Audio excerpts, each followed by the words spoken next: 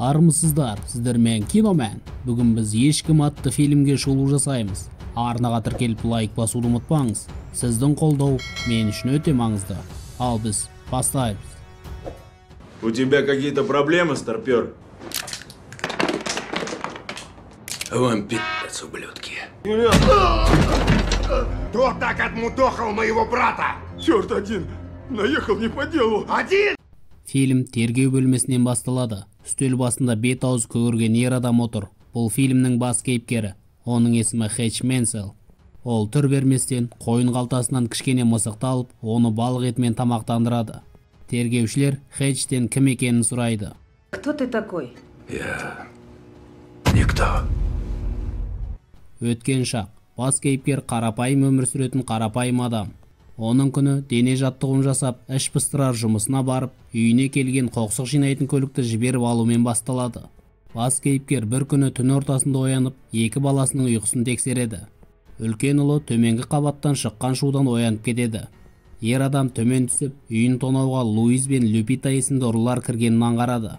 Бұны көрген бас кейіпкер полицияға хабарламақ болады. Оның бұл әрекетін қыз байқап қалып, тапанша кезенеді. Бас кейіпкер оларға сабырмен асханада тұрған ақшаны алуды ұсынады. Ер адам қыздың қолынан құс бейнесі салынған суретті байқайды. Ұры жұп үй иесінен неке жүзігі мен сағатын беруін талап етеді. Ер адам оларға тек сағатын береді. Олардың әңгімесін Луизге тап берген үлкен ұлы бөледі. Люпита боз балаға тапанша кезеніп, жігітін босатуын бұйырады. Сол сәтте Хэтч гольф таяқшасымен ұруға оқталып келіп, райынан қайтып баласына ұрыны босатуын бұйырады. Олы ұрыны босатқан сәтте Луиз оны ұрып, Люпита екеуі қашып кетеді. Болған оқиғадан кейін баласы әкесіне разы болмайды. Оларға полиция келеді. Хэтч үйіне ұры түскеніне өзін кінәлі сезінеді. Оны тергеуге алған офицер әрекет жасамағанына кінәлайды. Бұл түні бас кейіпкер әйелі Беккимен ұйықтай алмайды. Өзін кінәлі сезінген ер адам қонақ бөлмеге жатуға барады. Сол сәтте оған жаны ашыған жалғыз адам қызы Сэмми жанына келеді. Боишься? Чего мне бояться? Ты же рядом. Келесі күні баласы Бойд әкесінен өткен шақтағы әскери кезеңі жайлы сұрайды. Оған бұл ақпарат сабағына керек.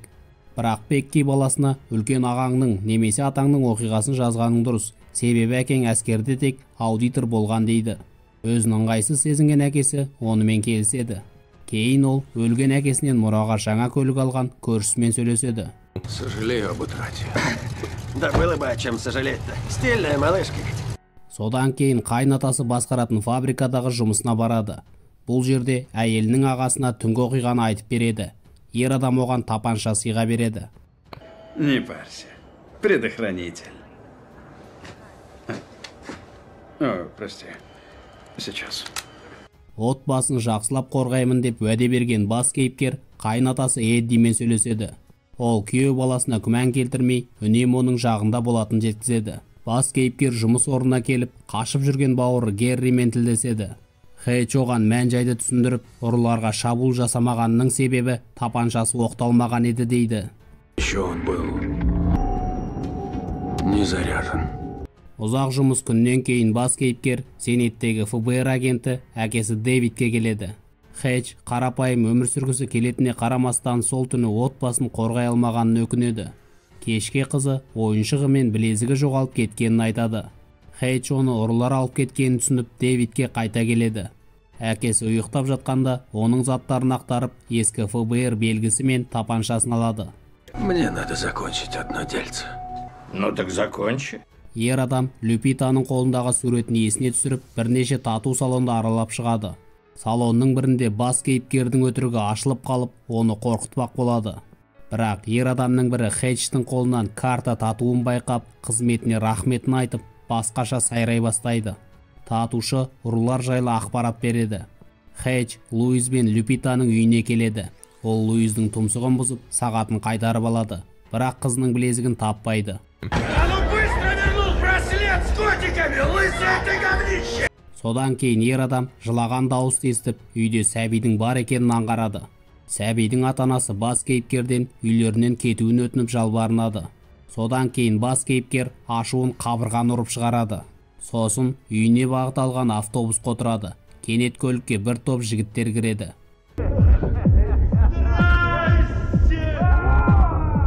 Олар жолаушыларға тисе бастағанда Хейдж жылдар бойы ішінде жиналып қалған ашу ызасын шығаруды ұйғарады. Ер адам жүргізушіні шығарып жіберіп белгісіз адамдармен төбелесті бастайды.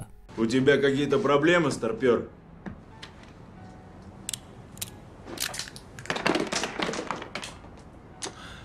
Вам пи***ц, ублюдки.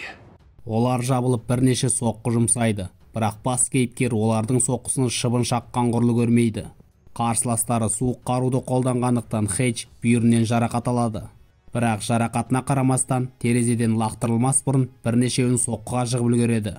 Хейдж есін жиып төбелесті жандандыру үшін ішке қайта кіреді. Тедди атты бұзықтың бірі тапаншаны оқтап атпақ болады.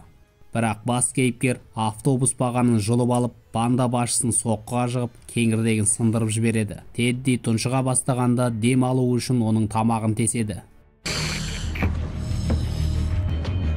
Простите за беспорядок. Отағасы үйіне келіп, әйелі ұйықтамағанын көреді. Бекки күйеуінің бет әлпетінен шошып, немен айналысқанын білетін жеткізеді. Әйелі Хейдждің бұрын кім болғанын біледі. Күйеуінің жарасын емдеп жатқан әйел бұрынғы кезеңдерін сағынатын айтады. Түнгі клубтың бірінде Юлиан есімді мафия басшысы караокеде ән айтып көңіл көтеруде. Содан кейін серіктестерімен кездесіп, ортақ бизнестері жайлы сөйлеседі. Серіктестері Юлианның жеңілтектігінен маңызды адам екеніне күмәнданады. Сол сәтте ер адам бокалды шағып, өзіне біртүрлі қараған серіктесіне шабуылдайды. Қалғандары Юлиан үшін тост көтереді. Сол сәтте оған ауруханадан хабарласып, інісі Теддидің жарақаты жайлы айтады. Дәрігерлер оған інісінің миына қатты зақым келгенін жеткізеді. Сэр, мы поддерживаем его дыхание, но мозг практически мертв. Юлиан інісінің жанында болған адамды қатал түрде сұрақтың астына алып, кім істегенін сұрайды. Кто так отмудохал моего брата? Черт один! Наехал не по делу! Один? Юлианның көмекшісі болып жүрген Герри есімді адам Хейджке хабарласып жағдайы қиын екенін хабарлайды. Әрі оған мафияның басшысы жайлы ақпаратты білу үшін Шаштараз лақабатымен танымал адамға жолығуға кеңес береді. Бас кейіпкер орталыққа барып Юлиан жайлы ақпарат алады. Бұл жерде оның өмірлік жұмысы ортақ жайлы ақпарат бар. Ол орыс мафиясының ортақ қоры болып табылады. Сол уақытта Юлиан қол астындағы қызға Хейдж жайлы барлық ақпаратты табуды тапсырады. Қыз ФБР агентіне анайы суреттерін жіберіп бопсалайды.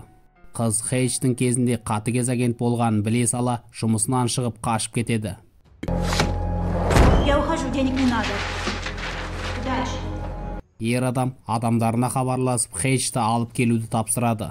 Бас кейіпкер кешкі асқа отырғалы жатып есік алдына күдікті адамдардың келгенін байқайды. Ол қатер төнгенін сезіп, отбасын жертөлеге түсіріп, үйдегі жарықты өшіреді. Үйге қарулы жасақ басып кіреді. Ер адам оларға қарсы оқ атып, өлімші етіп сабайды. Кенет мойнына электрошокер басылған сәтте есінен танып қалады. Баскесерлер оны көлік артына тастап, басшыларына қайтады. Жүк салғышта есін жиған Хейдж өрт сөндіргішті қолданып жол апатын туындатады. Апаттан бір адамнан басқасының барлығы мерт болады. Никогда раньше не видел черных русских. Сам в шоке. Өлім аузында жатқан баскесер бас кейіпкерден бұрын кім болғанын сұрайды.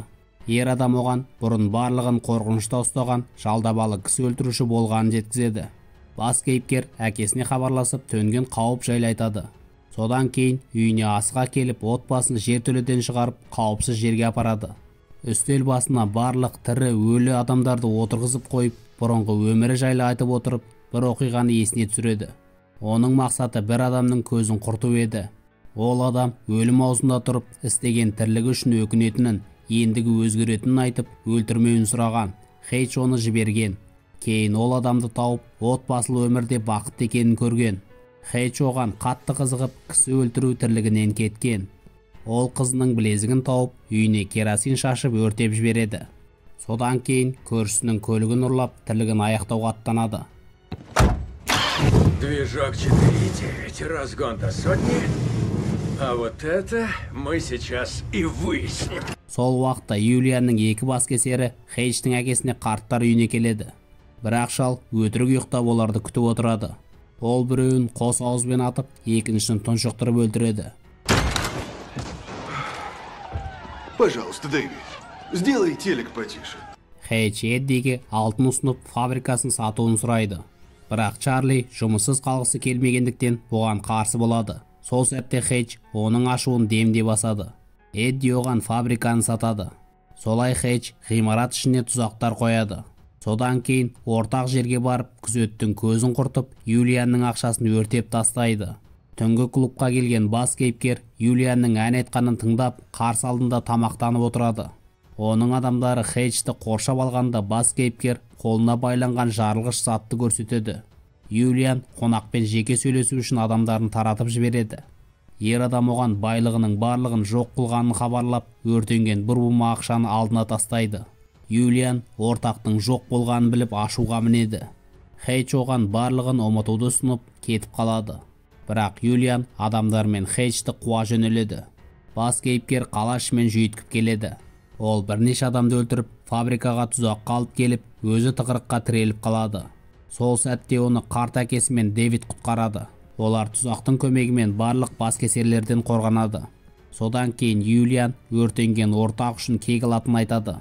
Хейдж гранатты оқ өтпейтін әйнекке жапсырып, Юлианның алдына келіп жарады. Бас кейіпкер жолдастарына алғысын білдіріп, полиция келгенде кетулерін өтінеді. Ер адам қиранды арасынан мысықты тауып, құтыдағы балық етін алады. Содан кейін әйеліне хабарласып, тағы бір мүмкіндік беруін өтінеді. Хейдж тергеушілерге өзі ешкім емес, әрі оларға осы да жеткілікті екенін жеткізеді. Сол сәтте оларға біреу хабарласып, күдіктіні босатуын бұйырады. 3 айдан кейін Хейдж пен Бекки өздеріне үй қарап жүреді. Оларға үй көрсетіп жүрген адамға белгісіз біреу хабарласып, тұтқаға Хейджті шақыртады. Осылай фильм аяқталады. Арнаға тіркеліп лайк басып комментарий қалдыруды ұмытпаңыз. Сіздермен Киномән.